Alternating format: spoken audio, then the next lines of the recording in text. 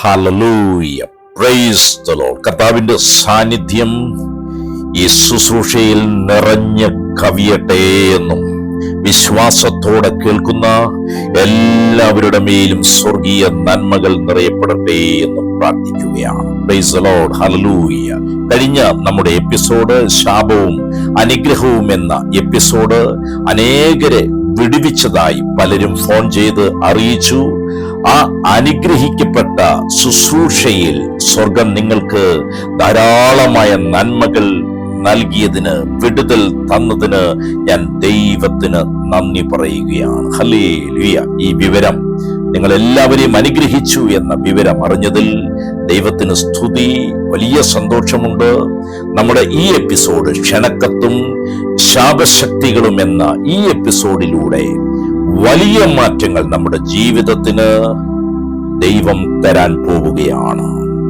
പ്രാർത്ഥനയോടെ ഈ വചനഭാഗങ്ങൾ നമുക്ക് കേൾക്കാം. നമ്മുടെ പ്രിയപ്പെട്ടവർക്കെല്ലാം അതിനുശേഷം നമുക്ക് പങ്കുവെച്ചു കൊടുക്കാം. നമ്മെ അനുഗ്രഹിച്ച നമ്മുടെ ദൈവം അവരെയും വിടുവിക്കുവാൻ നമ്മുടെ പ്രിയപ്പെട്ടവർക്ക്, സുഹൃത്തുക്കൾക്ക്, ബന്ധുക്കൾക്കെല്ലാം ഈ വചനഭാഗങ്ങൾ, ഈ എപ്പിസോഡ് നമുക്ക് അയച്ചു നൽകാം.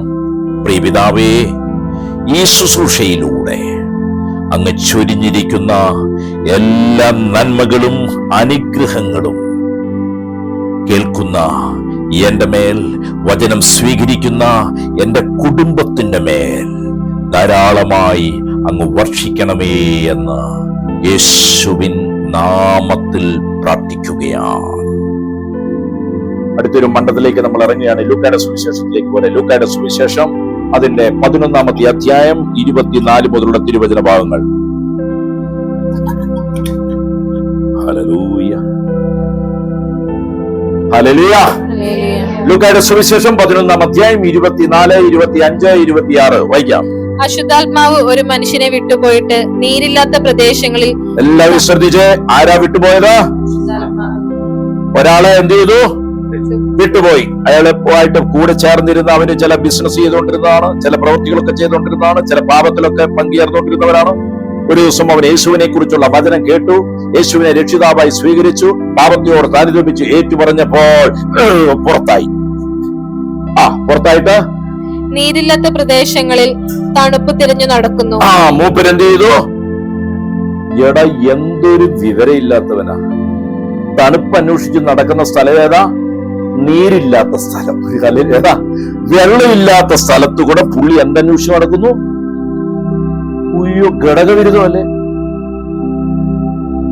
എടാ, ആരെങ്കിലും മരുഭൂമിയിൽ തണുപ്പ് അന്വേഷിച്ചു പോവോ? ഒരുത്തൻ ഉച്ചയ്ക്ക് ഇറങ്ങി, എങ്ങോട്ടാ പോന്നെ? നല്ല ചൂട്, കുറച്ച് തണുപ്പ് പോകണം. എവിടെ പോവാ? മരുഭൂമിയിൽ. എടാ, ഇതുപോലെ ശപിക്കപ്പെട്ട വേറൊരുവനുണ്ടോ? പിശാചാണ് ഏറ്റവും ആദ്യമായി ശപിക്കപ്പെട്ടവൻ. ഏറ്റവും അധികമായി ശപിക്കപ്പെട്ടവൻ ആരാ? ഉൽപ്പത്തി പുസ്തകം ഞാൻ പിന്നെ നിങ്ങൾ പഠിപ്പിക്കുന്നുണ്ട്. ചുമ്മാതെയല്ല പുള്ളി തണുപ്പ് അന്വേഷിച്ച് ഇതിന് പോയത്. വെള്ളം, അവിടെ വെള്ളമുണ്ട്, അങ്ങോട്ട് പോണില്ല. ഇവിടെ വെള്ളമുണ്ട്, ഇങ്ങോട്ടും പോണില്ല. വെള്ളമില്ലാത്ത സ്ഥലത്ത് കിട തണുപ്പ് അന്വേഷിച്ചു പോകുന്ന ശാപയോഗ്യൻ. നിങ്ങളുടെ ജീവിതത്തിലും ഗുണം വരുമ്പോ ഗുണത്തിലേക്ക് പോകാതെ ചെറിയ നാശത്തിലേക്ക് തന്നെ അന്വേഷിച്ച് നടക്കുന്ന ആൾക്കാരെ കണ്ടിട്ടുണ്ടോ? നല്ലത് വന്നു, 10 ഗോള് വന്നു, മോശമായിരുന്നു, അത് മുഴുവൻ അറ്റൻഡ് ചെയ്തു. 11-ാമത്തെ ഗോൾ അനുഗ്രഹമായിരുന്നു, അത് കട്ട് ചെയ്തിച്ചു. ശാപയോഗ്യൻ. ഒരു ഹല്ലേലൂയ. എത്ര പേർക്ക് ഇത് മനസ്സിലായോ? താൻ ഏറ്റവും വലിയ ശാപയോഗ്യനാണെന്ന് പിശാച് നമ്മുടെ മുമ്പിൽ കാണിച്ചു തരികയാണ്. ഇതുപോലത്തെ ഒരു പമ്പര വിഡ്ഢിയാണ് നമ്മളെ തോൽപ്പിക്കാൻ വരുന്നത്. പ്രൈസലോ. ഇതുപോലത്തെ ഒരു മണ്ടനാണ് നമ്മളെ പ്രലോഭനത്തിനായി കൊണ്ടുവരുന്നത്. ഇവന്റെ കൂടെ കൈവിട്ട് നടന്നു കഴിഞ്ഞാൽ നിന്റെ ജീവിതം പോഞ്ഞാട്ടയാകാതിരിക്കുവോ? അവന്റെ കൂടെ പോയാൽ നീയും തണുപ്പില്ലാത്ത സ്ഥലത്ത് അല്ലേ തണുപ്പന്വേഷിച്ച് നടക്കും. നീരില്ലാത്ത സ്ഥലത്ത്, വെള്ളമില്ലാത്ത സ്ഥലത്ത് കൂടെ നീയും നടക്കേണ്ടി വരും. വായിച്ചേ. നീരില്ലാത്ത പ്രദേശങ്ങളിൽ തണുപ്പ് തിരഞ്ഞു നടക്കുന്നു. കാണാഞ്ഞിട്ട് ഞാൻ വിട്ടുപോകുന്ന വീട്ടിലേക്ക്. അവന്റെ ആ ഒരു അന്വേഷണം ഒന്ന് ഓർത്ത് നോക്കി. അവന്റെ വിചാരം അവന് തണുപ്പ് കിട്ടുന്നുണ്ടെന്നാണ്. ഹല്ലേലൂയ. എന്റെ പൊന്നു സഹോദര, സഹോദരി, നിങ്ങൾ പലപ്പോഴും ദൈവ പ്രമാണത്തിനെതിരായി ചെയ്യുമ്പോൾ നിങ്ങൾക്ക് എന്തോ കിട്ടുന്നുണ്ടെന്നാണ് നിങ്ങൾ ധരിക്കുന്നത്. നിങ്ങൾക്ക് എന്തോ അനുഭവിക്കാൻ പറ്റുന്നുണ്ടെന്നാണ് നിങ്ങൾ ധരിക്കുന്നത്. ആരെ പോലെ? ഈ മണ്ടനെ പോലെ. ആ കോള് കിട്ടിയപ്പോ എനിക്കൊന്നൊരു സന്തോഷമാണ്. സത്യത്തിൽ സന്തോഷമല്ല കിട്ടിയത്, ചാവ കിട്ടിയത്. അവനുമായിട്ടുള്ള സംസർഗം എന്ത് രസമായിരുന്നു. ഇടയ്ക്കിടയ്ക്ക് വിളിച്ചിട്ട് ഓർക്കുന്നുണ്ടോ? ഞാൻ ഓർക്കുന്നുണ്ട്. അയ്യോ എന്തായിരുന്നു. പക്ഷേ എന്താ, നീരില്ലാത്ത സ്ഥലത്ത് തണുപ്പന്വേഷിച്ചു പോയതാ രണ്ടാളും.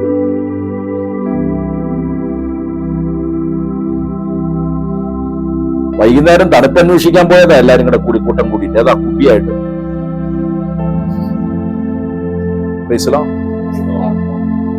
ബാക്കി വെച്ച് കാണാഞ്ഞിട്ട് ഞാൻ വിട്ടുപോന്ന വീട്ടിലേക്ക് മടങ്ങി ചെല്ലും എന്ന് പറഞ്ഞു. തണുപ്പന്വേഷിച്ചു പോയവൻ വിട്ടുപോന്നേ. എന്നിട്ട് പുള്ളി ഞാൻ ഇനി അന്ന പഴയ സ്ഥലത്തേക്ക് തന്നെ പോയേക്കാം. അപ്പൊ തിരിച്ചു വന്നപ്പോ അത് അടിച്ചു വാരിയും അലങ്കരിച്ചു. പുള്ളി മാനസാന്തരപ്പെട്ട് അടിച്ചു വാരി എന്താക്കി? അലങ്കരിച്ചു. പുള്ളി ഡെക്കറേഷൻ മാലയൊക്കെ തൂക്കിയിട്ടുണ്ട്. കലലി പറഞ്ഞ് ചെവിയുടെ സൈഡിൽ കൂടെ 2 പൂമാലയൊക്കെ താഴോട്ടുണ്ട്. ഡെക്കറേഷൻ ഒക്കെ ഉണ്ട്.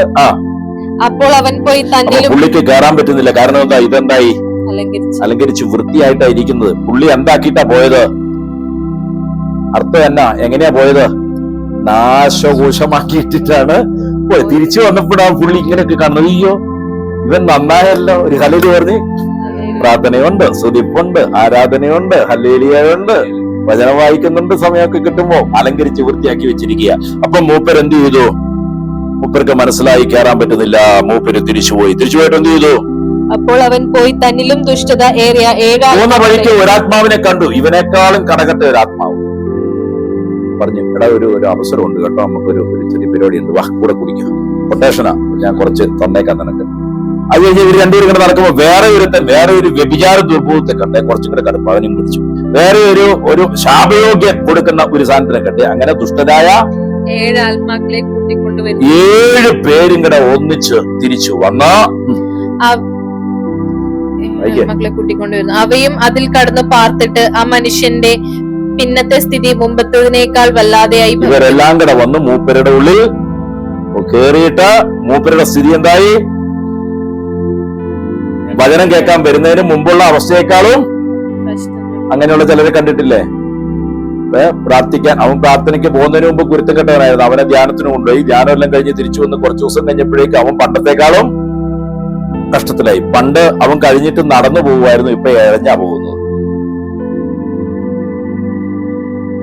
പറഞ്ഞു, മാറ്റം വന്നവൻ വീണ്ടും പിശാചിനെ സ്വീകരിക്കാനിടയായാൽ അടിച്ചു വാരി വൃത്തിയാക്കി വെച്ചവൻ.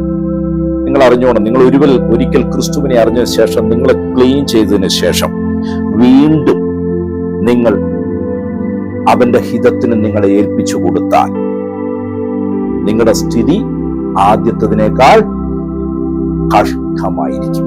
2 പത്രോസ് 2:20. 2 പത്രോസ് 2:20. പെട്ടെന്ന് വായിക്കാം. നമ്മുടെ കർത്താവിൻ രക്ഷകരമായ യേശു ക്രിസ്തുവിനെ കുറിച്ചുള്ള അറിവ് മൂലം അവർ ലോകത്തിന്റെ മാലിന്യങ്ങളിൽ നിന്ന് രക്ഷ പ്രാപിച്ചതിന് ശേഷം വീണ്ടും അവയിൽ കുരുങ്ങുകയും അവയാൽ തോൽപ്പിക്കപ്പെടുകയും ചെയ്യുന്നെങ്കിൽ അവരുടെ അന്ത്യസ്ഥിതി ആദ്യത്തതിനേക്കാൾ മോശമായിരിക്കും.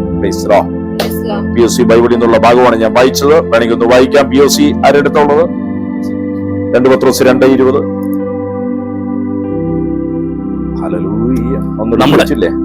നമ്മുടെ കർത്താവും രക്ഷകനുമായ യേശുക്രിസ്തുവിനെ കുറിച്ചുള്ള അറിവ് മൂലം അവർ ലോകത്തിന്റെ മാലിന്യങ്ങളിൽ നിന്ന് രക്ഷ പ്രാപിച്ചതിന് ശേഷം. ഈ മലിനതകൾ വൃത്തിയായത് എങ്ങനെയാ? വചനം കേട്ടു. യേശുവിനെ കുറിച്ചുള്ള അറിവിലൂടെ. എല്ലാവരും വലതുകരം മുരുത്തി പറഞ്ഞു, ആരെ കുറിച്ചുള്ള അറിവ്?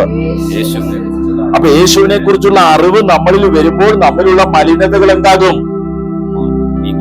ആ വൃത്തികെട്ട ഓടയെന്ന് വന്നതൊക്കെ നീങ്ങുകയാണ്. ആ നടക്കാൻ പറ്റാത്ത സ്ഥലങ്ങളിലൂടെയുള്ള അവസ്ഥയൊക്കെ ക്ലീൻ ചെയ്യപ്പെടുകയാണ്. ഒരു ഹല്ലേലൂയ പറഞ്ഞേ. മാലിന്യങ്ങളിൽ നിന്ന് രക്ഷ പ്രാപിച്ചതിന് ശേഷം വീണ്ടും അവയിൽ കുരുങ്ങുകയും. രക്ഷ പ്രാപിച്ച ഒരുവൻ, യേശുവിനെ കുറിച്ചുള്ള വചനം കേട്ട് രക്ഷ പ്രാപിച്ച ഒരുത്തൻ വീണ്ടും അതിൻ്റെ അകത്ത് പോയി കുരുങ്ങി പഴയ ചില കാര്യങ്ങൾ വീണ്ടും എടുത്തു. കുരുങ്ങിയാൽ അവയാൽ തോൽപ്പിക്കപ്പെടുകയും ചെയ്യുന്നെങ്കിൽ അവരുടെ അന്ത്യസ്ഥിതി ആദ്യത്തേതിനേക്കാൾ മോശമായിരിക്കും. അയ്യോ ഒരു ഹല്ലേലൂയ പറഞ്ഞേ. ഹല്ലേലൂയ. ഒരു ഹല്ലേലൂയ കൂടെ പറഞ്ഞേ. ഹല്ലേലൂയ. ഹല്ലേലൂയ. ഹല്ലേലൂയ. ഒന്ന് കർത്താവിനെ സ്തുതിച്ചേ. അപ്രകാരം ഏതെങ്കിലും മണ്ഡലങ്ങൾ ഉണ്ടെങ്കിൽ ഇപ്പൊ തന്നെ മുറിച്ചു മാറ്റുക.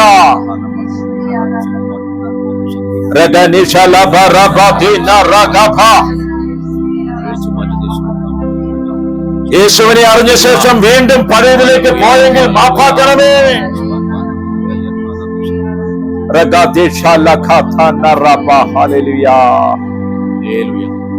ചിലരിങ്ങനെയാ പറയുന്നത്, സ്വർഗീയ പിതാവിന് നമ്മൾ ചെയ്യുന്ന പാപം അത്ര ഇഷ്ടമൊന്നുമില്ല, അതുകൊണ്ട് പിതാവെ നിവൃത്തിയില്ല. ഈ ഒരൊറ്റ പ്രാവശ്യം ഒരു ഹല്ലേലൂയ പറഞ്ഞു. ഡാഡിക്ക് ഇഷ്ടമല്ലെന്നറിയാം, ദൈവത്തിന് ഇഷ്ടമല്ലെന്നറിയാം, എന്നാലും ഒരു പ്രാവശ്യം, ഒരേ ഒരു പ്രാവശ്യം ഒരു ഹല്ലേലൂയ പറഞ്ഞു. എന്നോട് ക്ഷമിക്കണം, ഞാൻ വേഗത്തിൽ തിരിച്ചും വരാം. ഏതാ പാപമൊക്കെ ചെയ്തിട്ട് അത് കഴിഞ്ഞിട്ട് ഞാൻ ഒരു അനുദപിച്ച് ഒരു പ്രാർത്ഥനയൊക്കെ നടത്തി രക്തത്താൽ കഴുകി ഞാൻ വേഗത്തിൽ എന്ത് ചെയ്യാം, ഞാൻ തിരിച്ചും വരാം. ഹല്ലേലൂയ പറഞ്ഞേ. അങ്ങനോട് ക്ഷമിക്കണം. ഇതൊക്കെ പറഞ്ഞിട്ട് പാപം ചെയ്യുന്നവൻ ആരുടെ രാജ്യത്തിലേക്ക് പ്രവേശിക്കുകയാണ്? സാത്താന്റെ ഇരുണ്ട രാജ്യത്തിലേക്ക് കാലെടുത്ത് വെക്കുകയാണ്. ഹല്ലേലൂയ. എന്താണെന്നറിയാ ചെയ്യാൻ പോന്നെ? മോഷ്ടിക്കാൻ പോവുക. ഒരു മോഷണം, ചെറിയ ആരുടെയാ? ഒരാളുടെ കയ്യിലിരുന്ന അവകാശത്തെ എന്റെ വാക്കുകൊണ്ട് നുണ പറഞ്ഞ് എന്ത് ചെയ്യാണ്? അടിച്ചെടുക്കുകയാണ്. എന്തു പറഞ്ഞ് അടിച്ചെടുക്കുന്നത്? 6 മാസത്തിനുള്ളിൽ ഇത് 4 ഇരട്ടിയായിട്ട് കിട്ടും. പുതിയ ബിസിനസ് ആണ്. ഏതാ 6 മാസത്തിനുള്ളിൽ? സത്യത്തിൽ നടക്കുന്നത് എന്നാ? മോഷണം. അവന്റെ കയ്യിലുള്ള 3789 രൂപ അങ്ങനെ തന്നെ, എന്നിട്ട് 90 മേടിച്ചിട്ട് 1 രൂപ കൊടുക്കുകയില്ല, അതിങ്ങ് മേടിച്ചു. ഹല്ലേലൂയ പറഞ്ഞു. മോഷണമാ. ഒരു ഹല്ലേലൂയ പറഞ്ഞു. സത്യത്തിൽ നമ്മൾ മറ്റൊരുവന്റെ ഏതു വിധേയനും അപഹരിക്കുമ്പോൾ, ഇല്ലെങ്കിൽ ഒരു തിന്മ ചെയ്യുമ്പോൾ, ഒരു ദൈവ പൈതലാണെങ്കിൽ പോലും നമ്മൾ ആ പ്രവൃത്തിയിലൂടെ സാത്താന്റെ ഇരുണ്ട രാജ്യത്തിലേക്ക് പ്രവേശിക്കുകയാണ്. മാത്രമല്ല, നമ്മൾ അവിടെ കയറിയിട്ട് പിശാചിന് ഒരു ക്ഷണക്കത്ത് കൊടുക്കുകയാണ്. എന്താണ് നമ്മൾ കൊടുക്കുന്ന ക്ഷണക്കത്ത് എന്നറിയാമോ? എന്റെ ജീവിതത്തിലേക്ക് നിനക്ക് ഇതിലൂടെ പ്രവേശിക്കാനുള്ള ഒരു ക്ഷണക്കത്ത്, ഒരു വാതിൽ നമ്മൾ തുറന്നു കൊടുക്കുകയാണ്. ഹല്ലേലൂയ. സത്യത്തിൽ അറിഞ്ഞുകൊണ്ട് നമ്മൾ ആരെങ്കിലും പിശാചിന് ക്ഷണക്കത്ത് കൊടുക്കുവോ? ഹായ്, ഹലോ, എന്താണ് പേര്? ലൂസിഫർ. എന്താ പേര്? ലൂസിഫർ. നിങ്ങൾ വരണ വീട്ടിൽ ഇടയ്ക്കൊക്കെ നമ്മൾ ആരെങ്കിലും കൈ കൊടുത്ത് വിളിക്കുവോ? ഇല്ല. പക്ഷെ നമ്മൾ ഈ തിന്മകൾ ചെയ്യുമ്പോൾ സത്യത്തിൽ സംഭവിക്കുന്നത് അതാണ്. പിശാചുമായി ഒരു കൈ കൊടുക്കൽ നടക്കുകയാണ്. ഒരു ക്ഷണക്കത്ത് നമ്മൾ ആർക്ക് കൊടുക്കുകയാണ്? പിശാചിന് കൊടുക്കുകയാണ്. ഹല്ലേലൂയ. യേശുവേ നന്ദി. ഹല്ലേലൂയ. അപ്പൊ ക്ഷണക്കത്ത് സ്വീകരിച്ച ലൂസിഫർ പറയും, താങ്ക് യു, താങ്ക് യു, എന്നെ ക്ഷണിക്കാൻ കാണിച്ച നല്ല മനസ്സിന് നന്ദി. ഹല്ലേലൂയ. എന്നിട്ട് പറയും, ഇപ്പൊ എനിക്ക് വരാൻ പറ്റത്തില്ല, ഇന്ന് തന്നെ എനിക്ക് വരാൻ പറ്റത്തില്ല, ഞാൻ വേറെ കുറെ ക്ഷണക്കത്ത് എനിക്ക് ഇന്ന് കിട്ടിയിട്ടുണ്ട്. അയർലൻഡിൽ നിന്ന് ഒരു 10-25,000 എണ്ണം കിട്ടിയിട്ടുണ്ട്. ഇന്ത്യയിൽ നിന്ന് ഒരു 1.25 ലക്ഷത്തോളം ഇപ്പൊ ഇതായി രാവിലെ 1 മണിക്കൂറിനുള്ളിൽ കിട്ടിയിട്ടുണ്ട്. ഇതെല്ലായിടത്തും എനിക്ക് പോയി തീർക്കേണ്ടതുകൊണ്ട് എന്റെ ആൾക്കാരെല്ലാം ഭയങ്കര ബിസിയാണ്. തന്റെ കൂടെയുള്ള ആരുടെ?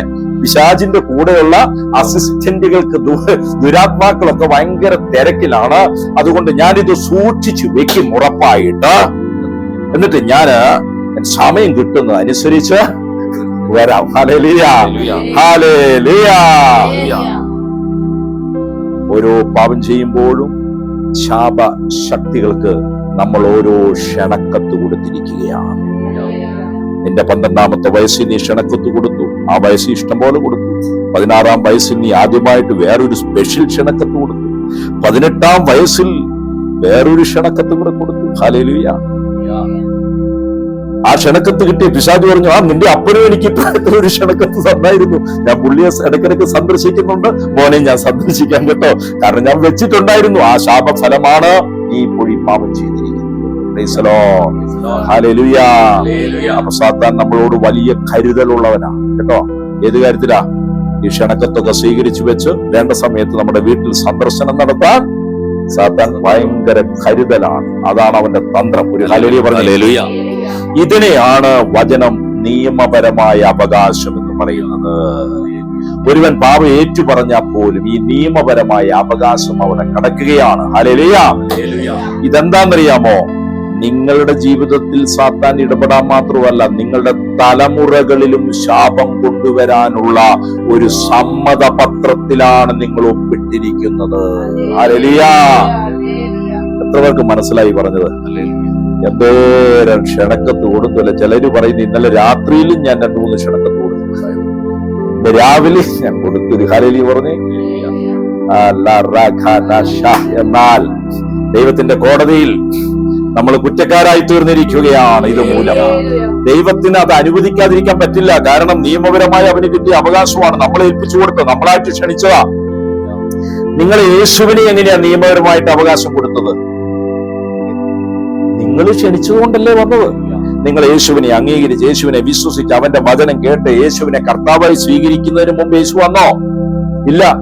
നിങ്ങൾ സ്വീകരിച്ചത് കൊണ്ടാണ്, നിങ്ങളുടെ സമ്മതപത്രം കിട്ടിയിട്ടാണ് യേശു വന്നത്. അതുപോലെ നിങ്ങൾ സാത്താന് സമ്മതപത്രം കൊടുത്തിരിക്കുന്നു. അതിന് യേശുവിനെ എതിര് നിൽക്കാൻ പറ്റുകയില്ല. അത് നിങ്ങൾ തന്നെ മുറിക്കണം. അതിനാദ്യം എന്ത് ചെയ്യണം? നിങ്ങൾ നിങ്ങളുടെ പാപങ്ങളെ ഏറ്റുപറയണം. 1 യോഹന്നാൻ 1-ാം അധ്യായം 9-ാം വാക്യം. 1 യോഹന്നാൻ 1-ാം അധ്യായം 9-ാമത്തെ വാക്യം. ഹല്ലേലൂയ.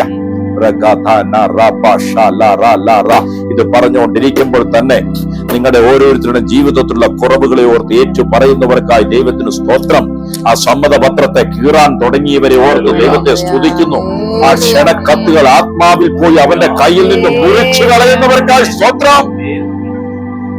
യോഹന്നാൻ 1:9 വായിക്കാം. നമ്മുടെ പാപങ്ങളെ ഏറ്റുപറയുന്നു, നാം നമ്മുടെ പാപങ്ങളെ ഏറ്റുപറയുന്നുവെങ്കിൽ അവൻ നമ്മോട് പാപങ്ങളെ ക്ഷമിച്ചു സകല അനീതിക്കും പോകി അവൻ സകല അനീതികളും പോക്കി നമ്മെ ശുദ്ധീകരിപ്പാൻ നമ്മോട് ക്ഷമിച്ച് നമ്മുടെ പാപങ്ങളെ ശുദ്ധീകരിപ്പാൻ അവൻ നമ്മുടെ അടുക്കലുണ്ട്. എന്ത് ചെയ്താലാണ് അവൻ അത് ചെയ്യുക?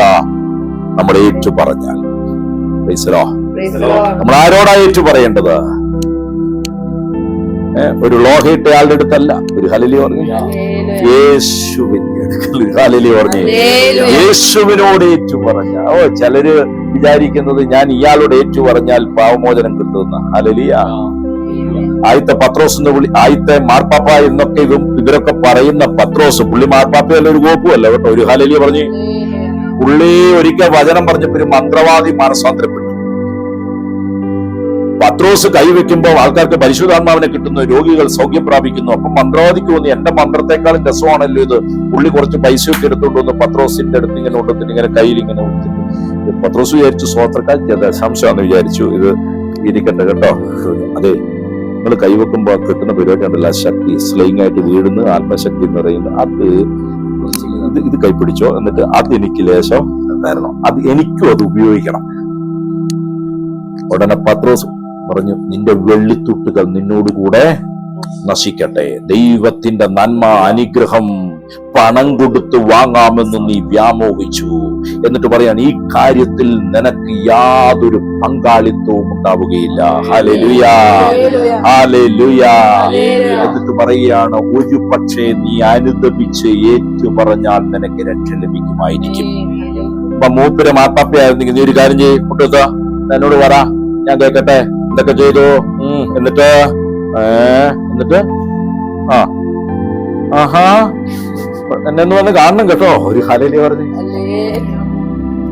പുള്ളി അത് കുമ്പസാരിപ്പിക്കുകയാണോ ചെയ്തേ? അതെടുത്ത് വായിച്ചു നോക്കണം കേട്ടോ. നീ നിന്റെ ദൈവത്തോട് ഏറ്റു പറഞ്ഞാൽ അവിടുന്ന് നിന്നോട് ക്ഷമിക്കും. ഹല്ലേലൂയ. ഒന്ന് കർത്താവിനെ ഒന്ന് ആരാധിച്ചേ. നിങ്ങൾ പാപം ചെയ്തിട്ടുണ്ടെങ്കിൽ അനുദപിച്ച് അവിടുത്തോട് ഏറ്റുപറയുവിൻ. അവിടെ നിങ്ങളുടെ പാപങ്ങൾ ക്ഷമിക്കുകയും തന്റെ രക്തത്താൽ നിങ്ങളെ കഴുകി ശുദ്ധമാക്കുകയും ചെയ്യും. ഹല്ലേലൂയ.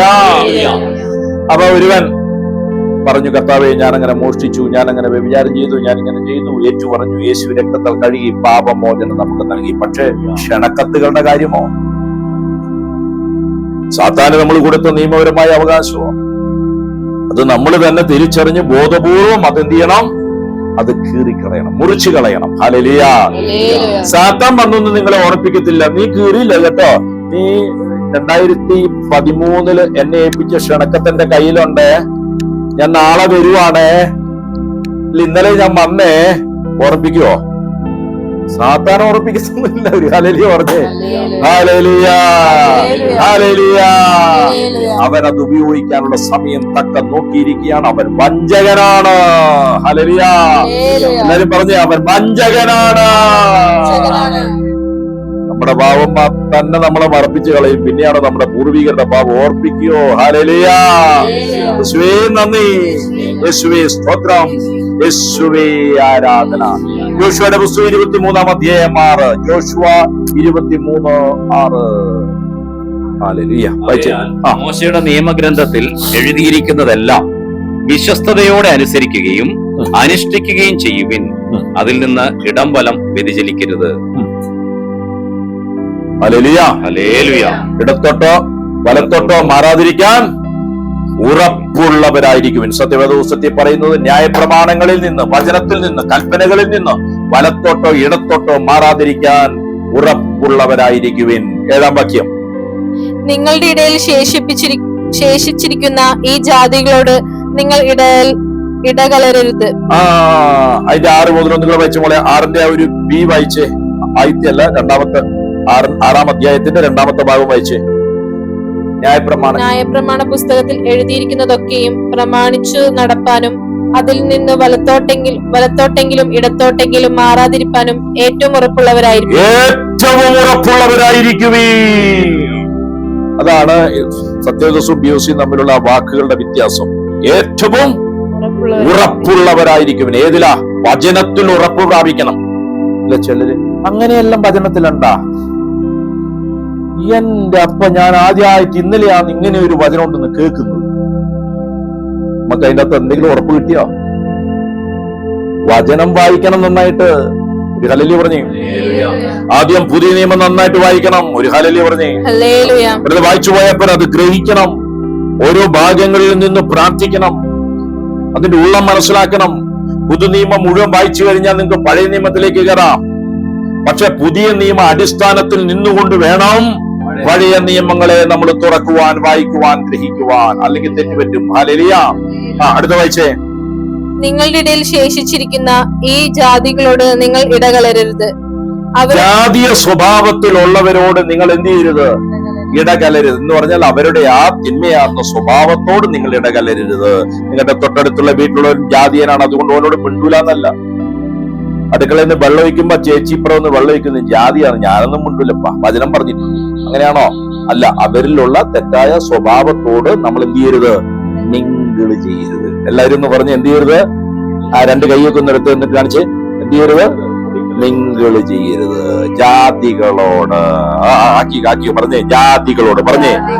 ദൈവത്തെ അനുസരിക്കാത്തവരോട്, ദൈവ കൽപ്പന പാലിക്കാത്തവരോട് ഒരു ഉടമ്പടിയിലും ഏർപ്പെടരുത്. ചില ഉടമ്പടികൾ അങ്ങനെ ഉണ്ട്. അത് പൊട്ടട്ടെ, പൊട്ടട്ടെ, പൊട്ടട്ടെ, പൊട്ടട്ടെ, പൊട്ടട്ടെ. Jesus name. അടുത്ത വായിച്ചേ. അവരുടെ ദേവന്മാരുടെ നാമം ജപിക്കുകയും അത് അവരോട് ഇടകലർന്ന് ഭയങ്കര സ്നേഹത്തിലും കൂട്ടായ്മയിലായാലും അറിയാതെ അവരുടെ ദേവന്മാരുടെ കാര്യമെല്ലാം പറഞ്ഞു തരും. നമ്മളും അത് പറയാൻ തുടങ്ങും. ഒരു ഹല്ലേലൂയ പറഞ്ഞ്. അവരുടെ ദേവന്മാരുടെ നാമം ജപിക്കാൻ പിശാച് തന്ത്രപൂർവ്വം ചില പരിപാടികൾ ഒരുക്കും. അവരുടെ ദേവന്മാരുടെ വായിച്ച് നാമം ജപിക്കുകയും അത് ചൊല്ലി സത്യം ചെയ്യുകയും അരുത്. നിങ്ങളെ കൊണ്ട് സത്യം ചെയ്യിപ്പിക്കും. ഉടമ്പടി സത്യം ചെയ്യുക. ശിവന്റെ നാമത്തിൽ, ഇല്ലെങ്കിൽ ബ്രഹ്മാവിന്റെ നാമത്തിൽ, ഇല്ലെങ്കിൽ അള്ളയുടെ നാമത്തിൽ, ഇല്ലെങ്കിൽ ദൈവത്തിന്റെ നാമത്തിൽ, അല്ലെ? എന്നാ ഒന്നും വേണ്ട. അത് അന്നേരം പറയാണ്, ആ ദേവന്റെ നാമത്തിൽ ഞാൻ സത്യം ചെയ്യൂലേ, ഈ ദേവിന്റെ നാമത്തിൽ ഞാൻ സത്യം ചെയ്യൂലേ. അന്ന് എനിക്ക് പറ്റിയത് യേശു, എന്നാ യേശുവിന്റെ നാമത്തിൽ. എടാ, നിന്നോട് അങ്ങനെ സത്യം ചെയ്യാൻ യേശു പറഞ്ഞോ? ആണയിടരുതെന്നാ പറഞ്ഞത്. ചിലരാ ഉടമ്പടിയുടെ പേരിൽ ഇപ്പോഴും നിൽക്കുന്നത്. ഓട്ടിപ്പാറിച്ച് പൂരക്കള. ഹല്ലേലൂയ. അന്യദേവൻ ദേവിമാരുടെ നാമത്തിൽ ജപിക്കുക. അടുത്ത് അത് ചൊല്ലി സത്യം ചെയ്യുകയും അരുത്. അത് ചൊല്ലി സത്യം ചെയ്യുകയും അരുത്. അവയെ സേവിക്കുകയും നമസ്കരിക്കുകയും അരുത്. അപ്പൊ അവര് പറഞ്ഞു, നമ്മുടെ ആടത്തി പെരുന്നാളാന്ന് കേട്ടാ, ഇന്ന് ഉത്സവാന്നേ, പോവാ നമുക്ക്. പിള്ളേരെല്ലാം കൂടി പോയി, യൂത്ത് കൂട്ടുകാരെല്ലാം വിളിച്ചു ചെന്ന് കേടിയാ ഉത്സവത്തിന്. അത് ഓൻ എന്തോ വന്നപ്പോ ഓൻ അതിന്റെ മുമ്പിൽ ഇങ്ങനെ ആക്കി. അപ്പൊ കൂടെയുള്ളവർ നമ്മളായിട്ട് ഇനി ചെയ്യാൻ കണ്ടത്.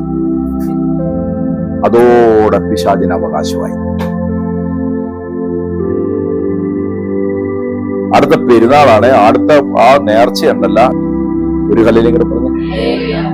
കഴിഞ്ഞ ആഴ്ചകളിലൊക്കെ എവിടെയൊക്കെ പോയെന്നൊക്കെ ഒന്ന് ശ്രദ്ധിക്കുക. ശാപം മുഴുവൻ വലിച്ചു കേട്ടിട്ട് ഇങ്ങനെ നടക്കുക. നല്ലൊരു ഹല്ലേലൂയ പറഞ്ഞു.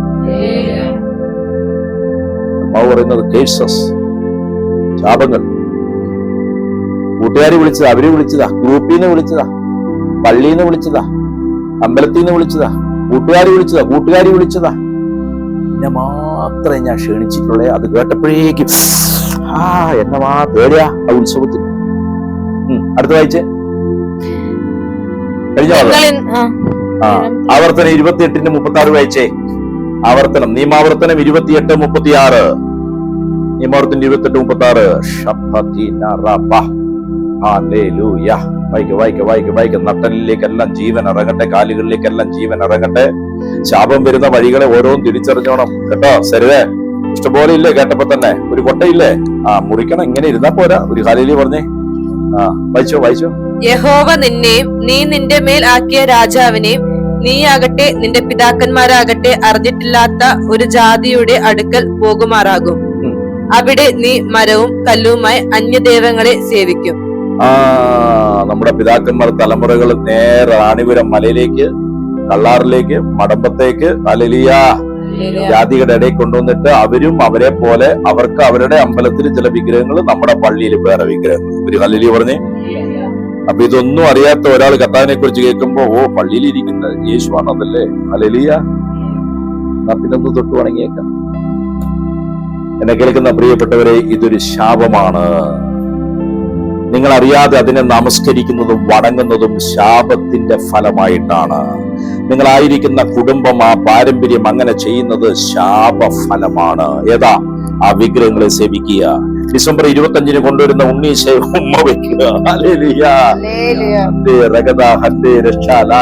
ദുഃഖ വെള്ളിയാഴ്ച പോയിട്ട് കുരിശുരൂപം ചുംബിക്കുക. അതെന്താ? ശാപത്തിന്റെ ലക്ഷണം. ശാപയോഗ്യനായതുകൊണ്ടാ നിങ്ങൾ അങ്ങനെ ചെയ്യുന്നത്. ആ ഗ്രൂപ്പിൽ, ആ കൂട്ടായ്മയിൽ കിടക്കുന്നത് തന്നെ ശാപലക്ഷണമാണ്. അപ്രകാരമുള്ള പ്രവൃത്തികൾ ചെയ്യുന്നത് ശാപലക്ഷണമാണ്. കേൾക്കാൻ ചെവിയുള്ളവൻ കേൾക്കട്ടെ. നിങ്ങൾ ആഗ്രഹിക്കാത്ത കാര്യങ്ങൾ നിങ്ങളെ കൊണ്ട് നിർബന്ധപൂർവം ചെയ്യിപ്പിക്കുന്നതിൽ നിങ്ങൾ അറിയുക, നിങ്ങളുടെ പിതാക്കന്മാരിലൂടെ വന്ന ശാപം നിങ്ങളെ പിന്തുടരാൻ നോക്കുന്നതാണ്. ഹല്ലേലൂയ. ആ തെറ്റായ പ്രാർത്ഥനയ്ക്ക് നിങ്ങളുടെ ഭർത്താവ്, നിങ്ങളുടെ ഭാര്യ, നിങ്ങളുടെ മക്കൾ, നിങ്ങളുടെ മാതാപിതാക്കൾ നിങ്ങളെ നിർബന്ധിച്ച് കൂട്ടിക്കൊണ്ടു പോകുന്നു. നിനക്ക് ഇഷ്ടമില്ലാഞ്ഞിട്ട് നീ പോകുന്നു. നീ അറിയുക, കുടുംബത്തിന്മേൽ വന്ന ശാപമാണ്. അതിനെ മുറിക്കേണ്ട വ്യക്തി നീയാണ്. Hallelujah, hallelujah. ആവർത്തന പുസ്തകം 18:9 മുതൽ. ആവർത്തനം 18:9 മുതൽ. നിയമാവർത്തനം 18:9 മുതൽ. ഹല്ലേലൂയ. നിന്റെ ദൈവമായ യഹോവ നിനക്ക് തരുന്ന ദേശത്ത് എത്തിയ ശേഷം അവിടുത്തെ ജാതികളുടെ മ്ലേച്ഛതകൾ നീ പഠിക്കരുത്. നിങ്ങൾ ചെല്ലുന്ന സ്ഥലത്തുള്ള നാട്ടുകാർ മുഴുവൻ അന്യാരാധന നടത്തുന്നവർ ചെയ്യുന്ന മ്ലേച്ഛതകൾ നീ എന്ത് ചെയ്യരുത്? അതിന്റെ പുസ്തകം മേടിച്ചു വെച്ച് വായിച്ചു പഠിക്കരുത്. അതിന്റെ ചരിത്രം നീ വായിച്ചു പഠിക്കരുത്. ആവർത്തനം 20 ഒരു വാക്യം നമ്മൾ വിട്ടിട്ടുണ്ട്. 28 20 വാക്യം. ആവർത്തനം 28:20 കൂടി ഒന്ന് വായിച്ചിട്ട് ഇതിലേക്ക് വരും കേട്ടോ. ആവർത്തനം 28:20 വായിച്ചേ. എന്നെ ഉപേക്ഷിച്ച് ചെയ്ത ദുഷ്പ്രവൃത്തികൾ നിമിത്തം നീ വേഗത്തിൽ മുടിഞ്ഞു പോകും വരെ. ഈ ശാപത്തിന്റെ വേറൊരു പ്രത്യേകതയാണ്, എത്രയും പെട്ടെന്ന് നിന്നെ മുടിപ്പിച്ച് നാരായണക്കല്ല് പിടിപ്പിച്ചു വേണം അടുത്ത ഡ്യൂട്ടിക്ക് പോകാൻ. കാരണം ഇവരെല്ലാം തിരക്കാ, ക്ഷണക്കത്ത് ഇഷ്ടം പോലെ ഉണ്ട്. ഒരു ഹല്ലേലൂയ പറഞ്ഞേ. ഹല്ലേലൂയ. എത്രയും പെട്ടെന്ന് നിന്റെ ദുഷ്പ്രവൃത്തികൾ മൂലം, നിന്റെ പിതാക്കന്മാരുടെ പ്രവൃത്തികൾ മൂലം നിന്നെ ഒന്ന് മുടിച്ച് കളഞ്ഞേച്ച്, ഹല്ലേലൂയ, അടുത്ത മുടിച്ച് കളഞ്ഞു പോകും വരെ നിന്റെ കൈ തൊടുന്ന എല്ലാറ്റിനും, നീ തൊടുന്ന എല്ലാറ്റിനും യഹോവ ശാപവും പരിഭ്രമവും പ്രാക്കും ആയി. ഇവിടെ അവിടെ എഴുതിയിരിക്കുന്ന യഹോവ എന്ന് പറയുമ്പോൾ നിങ്ങൾ അറിയണം, നിർബന്ധിതനായിരിക്കുകയാണ് പിശാചിന്റെ ശാപത്തെ നിങ്ങൾ വഹിപ്പിക്കുന്നതിന്. കാരണം ദൈവമല്ല അതിന്റെ കാരണക്കാരൻ. ദൈവം പറഞ്ഞിരിക്കുന്നു, നിന്റെ മുമ്പിൽ അനുഗ്രഹവും ശാപവും വെച്ചിരിക്കുന്നു, ഇഷ്ടമുള്ളത് നിനക്കെടുക്കാം. നീ ശാപത്തെ എടുക്കാൻ വേണ്ടി പാപത്തെ പിടിച്ചു, അതിന്റെ ഫലമായ മരണം നിന്റെ മേൽ വന്നു. നീ എന്ത് പിടിച്ചു? ശാപത്തെ പിടിച്ചു.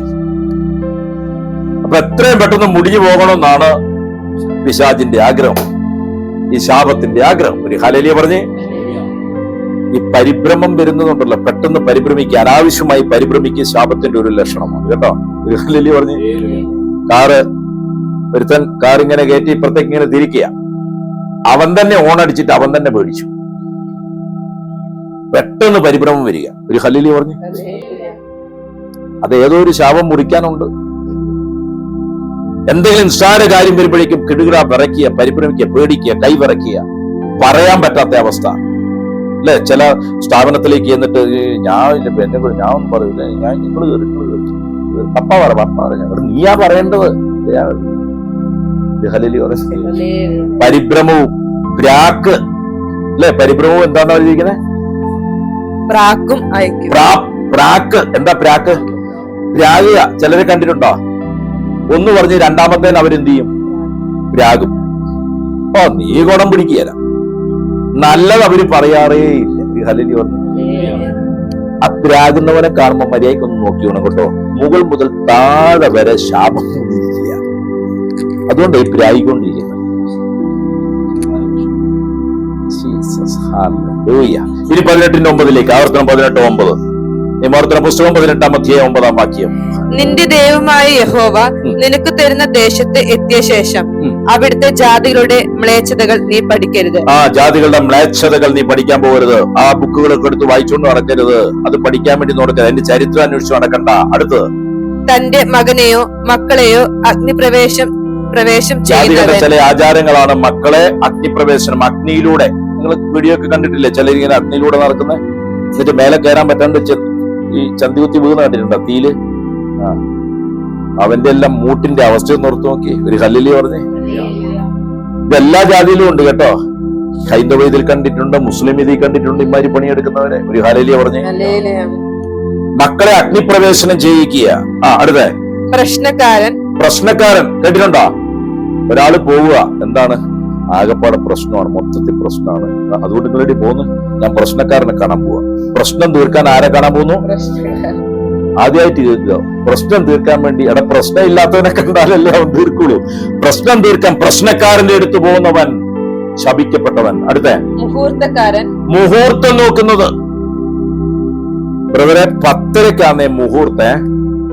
പക്ഷെ 11:30 കഴിഞ്ഞിട്ടേ ഫുഡുള്ളൂ. അപ്പൊ ബ്രദർ നേരത്തെ എത്തൂലേ? ഏതിന്? മുഹൂർത്ത സമയത്ത്. മുഹൂർത്തം നോക്കുക. സമയം ഏതാ? ജാതീയ ദൈവത്തോട് ആലോചന ചോദിക്കുകയാണ്. ഒരാൾ ഇങ്ങനെ എടുത്ത് കവിടിയെല്ലാം നിരത്തിയിട്ട് കുറച്ച് ശങ്കരെല്ലാം കടൽ തീരത്ത് ആരോട് പെറുക്കിക്കൊണ്ടുവന്നു. അതെല്ലാം കൂടെ എടുത്തിട്ട് ഓനോന്റെ ഇഷ്ടത്തിന് 4 കിടക്കും. ഒരു 10:35 പിടിച്ച്. അപ്പൊ കേട്ടിയാൾ പ്രമാണം പോലെ നോട്ട് ചെയ്തു. 10:35 10:35 എത്തിക്കോണേ. കൃത്യം 10:30 ഹല്ലേലൂയ പറഞ്ഞു. മുഹൂർത്തം നോക്കുക. മുഹൂർത്തം. വീട് വെച്ചിട്ട് ഈ പള്ളിക്കാരും ഇങ്ങനത്തെ പണിയുണ്ട്. മുഹൂർത്തം നോക്കുന്ന അച്ഛന്മാരും ഉണ്ട്. ഹല്ലേലൂയ പറഞ്ഞു. മുഹൂർത്തം നോക്കുക. അടുത്ത ആഭിചാര പ്രക്രിയ. ആഭിചാരം ചെയ്യുന്ന പരിപാടി. ഞാൻ ഈ ഒരു സാധനം തരാം, അതവിടെ കൊണ്ടേ കുഴിച്ചിട്ട് നല്ല പണി കിട്ടിക്കോളൂ. 8ന്റെ പണി കിട്ടിക്കോളുന്നു. അതിന്റെ പുറകെ നടക്കുക. ആഭിചാര പ്രവൃത്തി ശാപത്തിന്റെ ഫലമാണ്. അടുത്ത ക്ഷുദ്രം ചെയ്യുക. ബോർഡെല്ലാം വെച്ചിരിക്കുകയാണ് ക്ഷുദ്രക്കാരൻ. പുള്ളിയുടെ പരിപാടി തന്നെ എന്താ? ക്ഷുദ്രം ചെയ്യുക. അടുത്ത മന്ത്രവാദി. അടുത്ത പാർട്ടിയാണ് ആര്? മന്ത്രവാദി.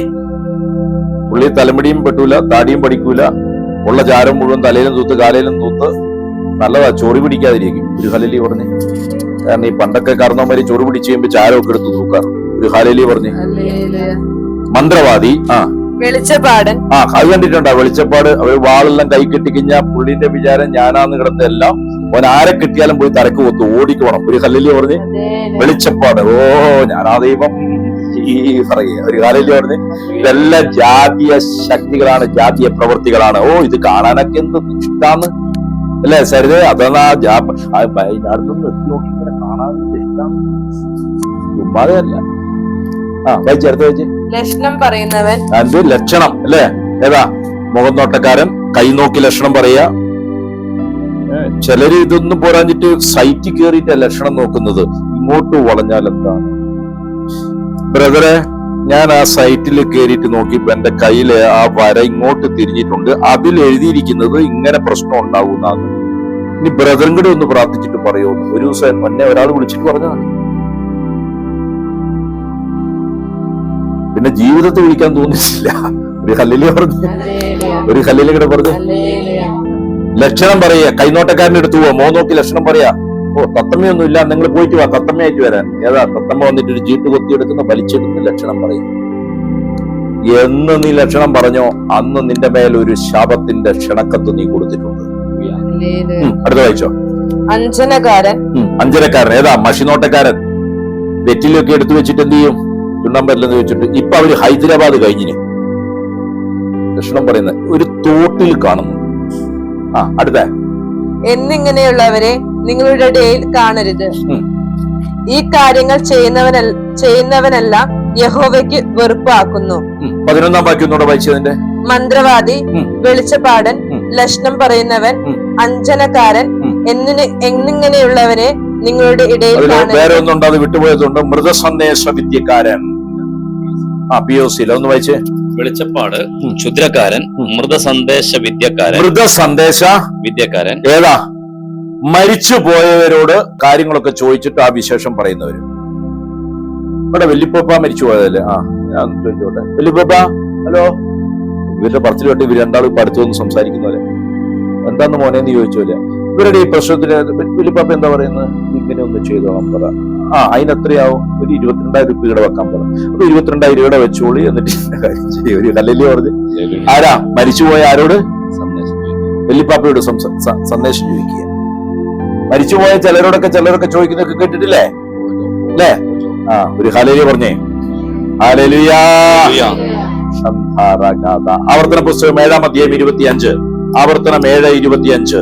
നിങ്ങളിലോ നിങ്ങളുടെ പിതാക്കന്മാരിലോ ഇപ്രകാരമുള്ള പ്രവൃത്തികൾ വന്നിട്ടുണ്ടെങ്കിൽ ഏറ്റു പറയാൻ വേണ്ടിയിട്ടാണ് നമ്മൾ ഇത് ഡീറ്റെയിൽസ് ആയിട്ട് കാണുന്നത്. മുറിക്കാൻ വേണ്ടിയിട്ടാണ് ഇത് ഡീറ്റെയിൽസ് ആയി കാണുന്നത്. ചിലർ പറയുന്നത് പ്രാർത്ഥിക്കാൻ നേരമില്ലപ്പോ. ഇനി പ്രാർത്ഥിക്കാൻ സമയമില്ലാണ്ടിരിക്കുവോ? 2 ആഴ്ച പ്രാർത്ഥിക്കുന്നതിന് അപ്പുറത്തേക്കുള്ളത് ഞാൻ തന്നു കഴിഞ്ഞു. ഒരു പ്രാർത്ഥിച്ചില്ല എന്ന് പറഞ്ഞ് ഇങ്ങോട്ട് വന്നേക്കരുത്. ഒരു ഹല്ലേലൂയ പറഞ്ഞു. നേരമില്ലായിരുന്നു പറഞ്ഞു. കൂത്തിയിരുന്ന് പ്രാർത്ഥിച്ച് ഇതൊക്കെ വിടുവിച്ചോ? ഹല്ലേലൂയ. ലീവ് എടുത്തോ പല പരിപാടിയിൽ നിന്ന്? അത്രയൊക്കെ 2 ദിവസം മാറ്റി വെച്ച് കുത്തിയിരുന്ന് പ്രാർത്ഥിക്കുക. ഒരു ഹല്ലേലൂയ പറഞ്ഞേ. ആവർത്തനം 7:25 വായിക്കാം. അവരുടെ ദേവപ്രതിമകളെ തീയിലിട്ട് ചുട്ടുകളയണം. സാന്നിധ്യം വിചാരിക്കായിരുന്നു എന്റെ കാര്യം ഇതുവരെ പറഞ്ഞില്ലല്ലോ. ഹല്ലേലൂയ പറഞ്ഞേ. ആവർത്തനം 7:25 ഒന്നുകൂടെ വായിച്ച്. അവരുടെ ദേവപ്രതിമകളെ തീയിലിട്ട് ചുട്ടുകളയണം. ഇങ്ങന്മാരി പെരുമയൊക്കെ കൊണ്ടുവച്ചിട്ടുണ്ടെങ്കിൽ പറഞ്ഞിരിക്കുന്നത് എന്താണ്?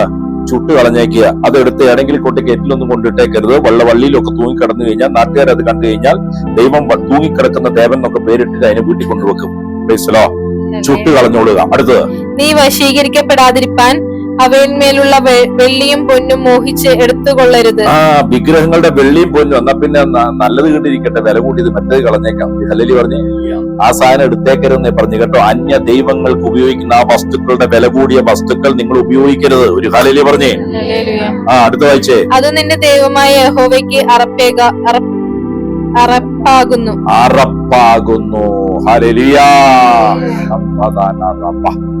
ബാക്കി. നീയും അതുപോലെ ശാപമായി തീരാതിരിക്കേണ്ടതിന് അറപ്പായുള്ളത് നിന്റെ വീട്ടിൽ കൊണ്ടുപോകരുത്. അറപ്പായത് എവിടെ കൊണ്ടുപോകരുത്? വീട്ടിൽ കൊണ്ടുപോകരുത്. ഹലോ. ദൈവത്തിന് അറപ്പായത് എന്തെങ്കിലും നിങ്ങളുടെ വീട്ടിലിരിപ്പുണ്ടോ? ദൈവത്തിന് അറപ്പുള്ള എന്തെങ്കിലും മുകളിൽ സ്വർഗത്തിലുള്ളതോ താഴെ ഭൂമിയിലോ ഭൂമിക്കടിയിലുള്ളോ എന്തെങ്കിലും നിങ്ങളുടെ വീട്ടിൽ നിങ്ങൾ ഇരിക്കട്ടെ എന്നും പറഞ്ഞിട്ട് പ്രാർത്ഥിക്കാൻ പാകത്തിന് കൊണ്ട് വെച്ചിട്ടുണ്ടോ? അത് ദൈവത്തിന് അറപ്പാണേ.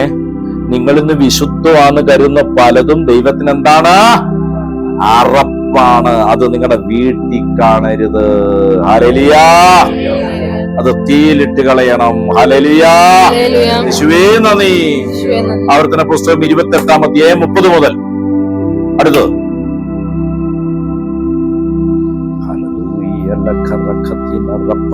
ആവർത്തനം 28-30 പെട്ടെന്ന്. നീ ഒരു സ്ത്രീയെ വിവാഹത്തിന് നിയമിക്കും, മറ്റൊരുത്തൻ അവളെ പരിഗ്രഹിക്കും. നിങ്ങൾ കണ്ടിട്ടില്ലേ? എല്ലാം തീരുമാനിച്ചെല്ലാം ഉറപ്പിച്ചെല്ലാക്കി തലേന്ന് രാത്രി വധു എന്തായി? വീട്ടുകാര് ഫോൺ വിളിച്ചിട്ട് പറഞ്ഞു, മോളെ കാണുന്നില്ലേ, നിങ്ങള് അരിയിട്ടാ എന്നാ ഒന്ന് ബ്ലോക്ക് ചെയ്യണേ. ഒരു ഹല്ലേലൂയ പറഞ്ഞ്. മോനെ കാണാനില്ലേ? ഹല്ലേലൂയ.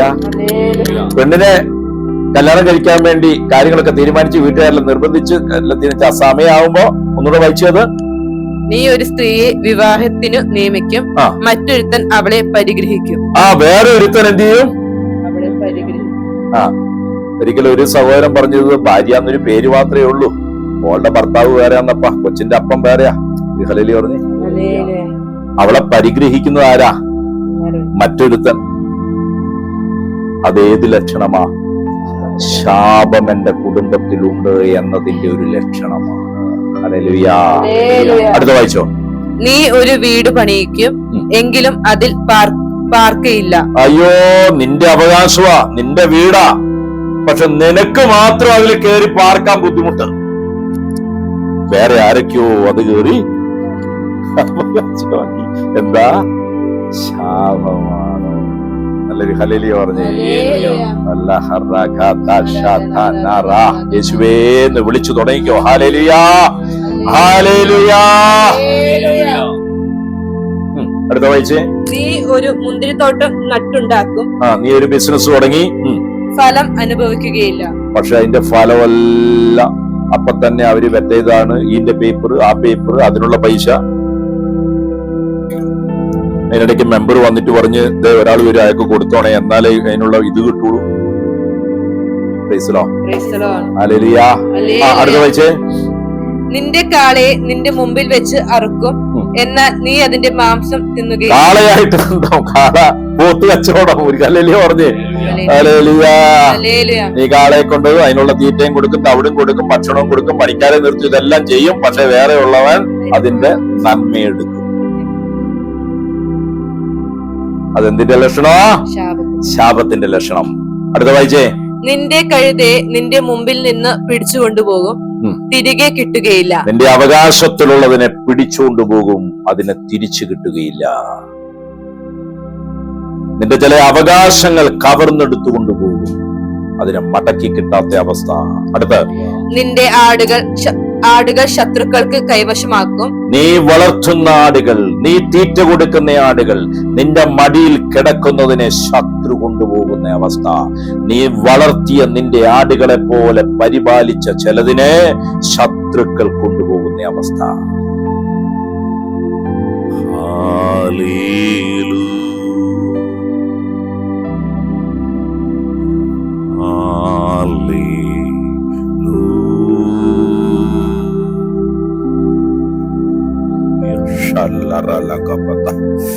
യേശുവേ, നന്ദി, നന്ദി, നന്ദി, നന്ദി.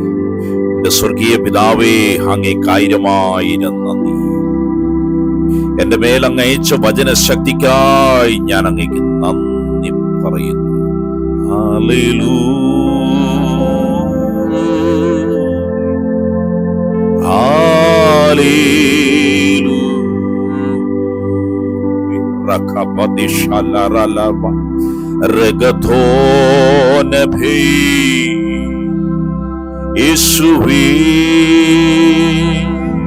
അപ്പാ, എന്റെ ജീവിതത്തിൽ പാപത്തിനായി പിശാചിന് ഞാൻ വാതിൽ തുറന്നു കൊടുത്തപ്പോൾ, അപ്പോഴെല്ലാം ഓരോരോ ക്ഷണക്കത്തുകൾ ഞാൻ പിശാചിന് നൽകുകയായിരുന്നല്ലോ.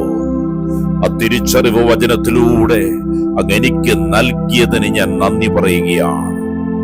ആ പ്രവൃത്തികളിലൂടെ എന്റെ മേലും എന്റെ തലമുറയുടെ മേലും ഞാൻ നൽകിയ നിയമപരമായ എല്ലാ അവകാശങ്ങളെയും ഒന്നൊന്നായി യേശുക്രിസ്തുവിൻ നാമത്തിൽ മുറിച്ചു മാറ്റുകയാണ്.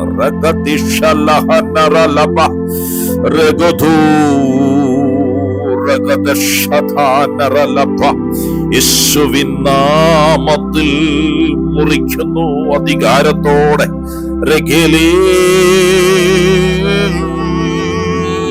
ആരാധന, അന്യദൈവ ആരാധനയിലൂടെയും വിഗ്രഹാരാധനകളിലൂടെയും, ഹല്ലേലൂയ, അന്യദൈവത്തെ സേവിക്കുന്നവ, മന്ത്രവാദികൾ, പ്രാശ്നീകർ, വെളിച്ചപ്പാടന്മാർ, ഇവരുടെ എല്ലാം പിന്നാലെ പോയതിലൂടെയും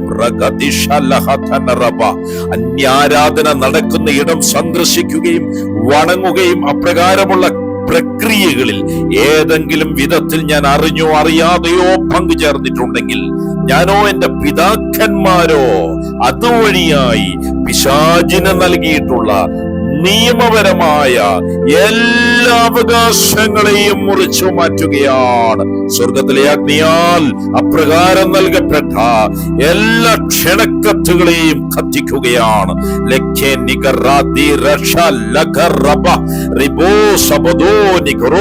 യേശുവിന്റെ നാമത്തിൽ അതുമായി ബന്ധപ്പെട്ട് വന്ന സകല പൈശാചിക ശക്തികളും അഴിച്ചു മാറ്റുകയാണ്. എന്നെ വിട്ടുപോവുക.